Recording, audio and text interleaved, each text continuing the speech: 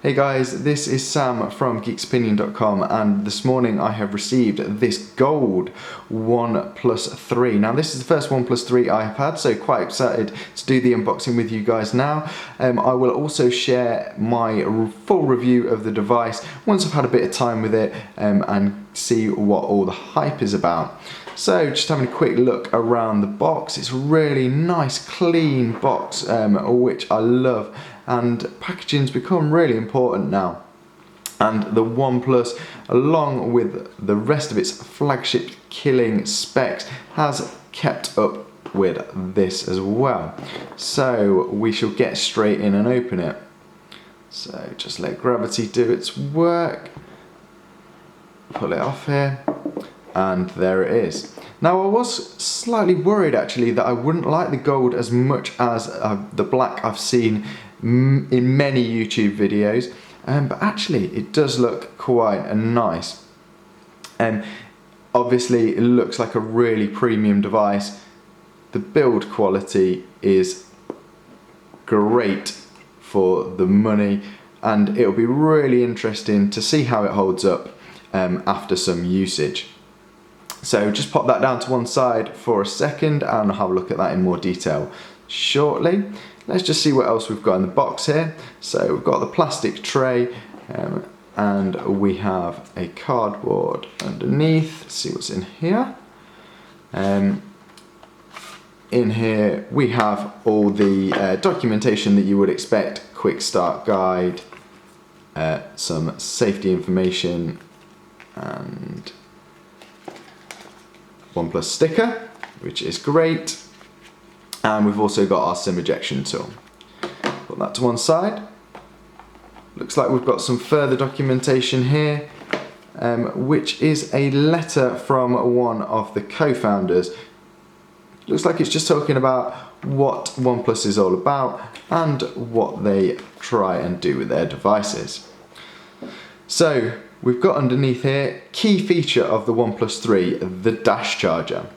Obviously you'll notice that mine is the 3-pronged UK version, and you'll also notice that the brick is rather large compared to a lot of wall blocks that you get with most other devices. And this is due to the fact that this is the dash charger. This is the proprietary version of OnePlus's quick charging system, and the reason that this is so big is that this is where all of the heat transfer and power is created, and all the power management I should say is done, so that it's not done on the device, the heat stays in the block, the phone doesn't get hot while it's quick charging. So it is slightly different from Qualcomm's quick charge system. Here we've also got the USB Type-C cable, which is a really nice premium cable. Now it does have to be slightly thicker to be able to carry the quick charge current, but it is a really nice cable. And I love little things like this, the clips that help you just keep it nice and tidy.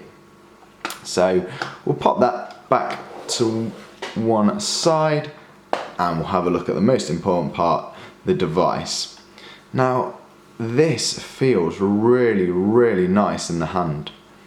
I'm a real big fan of this gold colour as well. It's really nice and subtle compared to a lot of gold colours, looking at you, Apple.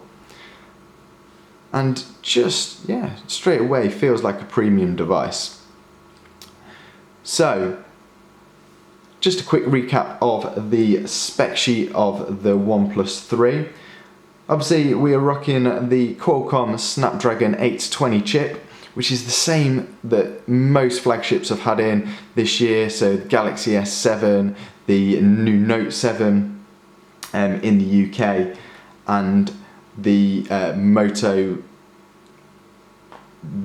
new Moto Z, stuff like that. The one thing that this does have that's slightly different from all of those devices is the fact that this is 6 GB worth of RAM. So this should eat through multitasking, and I'm really looking forward to see what impact that makes.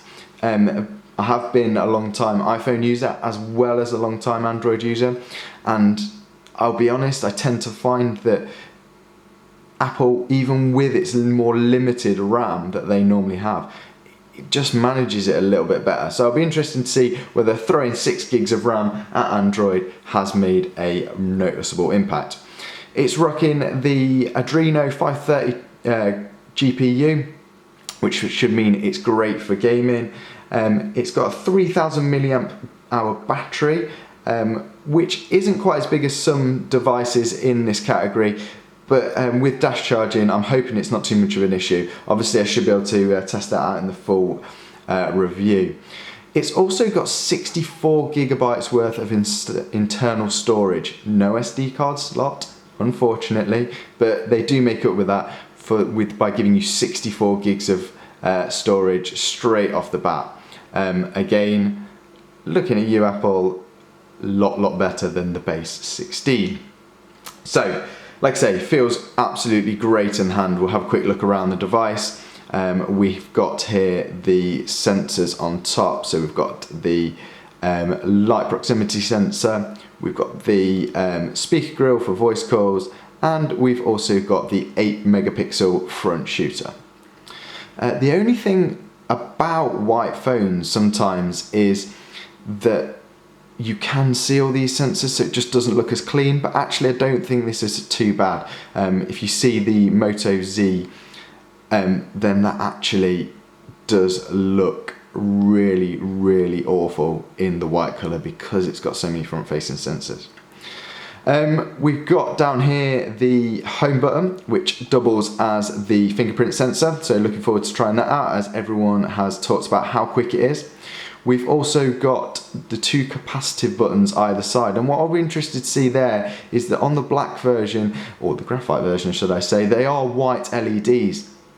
And it'll just be interesting to see how much they stand out on this white version and whether that becomes an issue at all. I'm sure it won't be, but it's just little things like that that I'm interested to have a look at.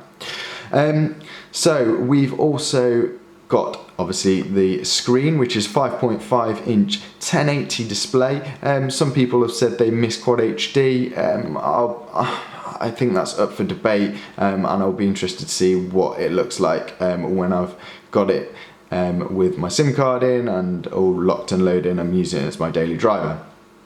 The one thing I really do like though is these really super thin bezels. They look really nice. And actually that's what makes the phone feel really nice in the hand, and what makes this 5.5 inch device feel not as big as some other 5.5 inch devices. So looking down this left hand side, we've got the volume rocker here, and we've got the notification switch, which has made its way over from the OnePlus 2. Feels really nice and solid. That actually you have to put quite a bit of force in to click it, which is good. Looking over on the other side, we've got the dual SIM card slot. This can take 2 SIMs, which is a nice little bonus. Don't really get too many dual SIM phones in the UK, but this is one of them. And we've got the volume. We've got the power, wake button just here. So let's have a flip over. Like I say, really like this gold colour. It's not as garish and as vivid as I thought it was going to be. It's quite subtle actually, which is nice. I do like the way that the back is slightly curved in, which makes it feel really good in the hand. Just got the gold accented OnePlus logo here. And we've got obviously the antenna bands at the bottom and at the top. They are like a creamy colour, which makes them not actually stand out as much as they do in the black and graphite version. Obviously on the back we've got the camera, which is slightly raised. People have taken some issue with that. Doesn't really bother me. I do get what people say about it. It'd been nice to use the space for extra battery, but actually overall design, I quite like it. This is a 16 megapixel shooter from Sony, so we'll see what that's all about in the review. And then we've got your LED flash underneath. A couple of stickers on the back here, one with the serial number, IMEI number for both of the SIM slots. And then we've got another sticker here which just talks about the dual SIM dual SIM system, and we've also got a sticker about the NFC. So on the bottom, I'm just going to take this sticker off actually. Put that over here. So on the bottom here we have the headphone jack, 3.5mm headphone jack, which I shouldn't have to say that that's there, but actually we're in a world now where this may be a rare sight soon, so yeah, that is all present and correct. We've got the USB-C port, and we also have the speaker grill just here. On top is just plain. So that's about it for this unboxing, guys. Like I say, first impressions of this OnePlus 3 are really good. It feels really nice in the hand. The build quality feels great. Obviously it'd be interesting to see whether that is true as I go on and use it, but like I say, first impressions really good, and I'm really excited to use this as my daily driver and see what the fuss is all about.